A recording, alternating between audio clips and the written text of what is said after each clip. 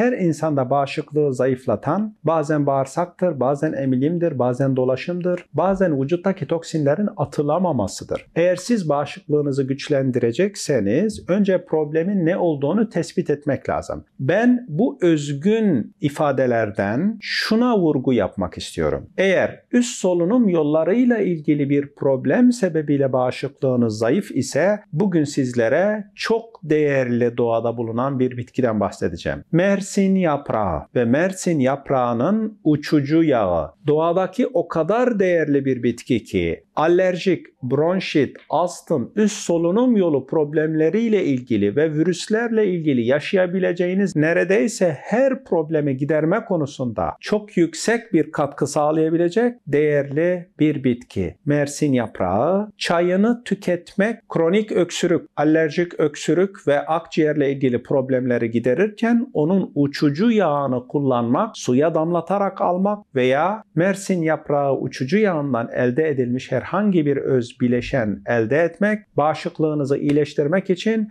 çok değerli ve anlamlı bir öneridir. Eğer yıllardır geçmeyen bir öksürüğünüz varsa ve hiçbir ilaca vücut cevap vermiyorsa lütfen Mersin yaprağını deneyin. Faydasını da lütfen bizimle paylaşın.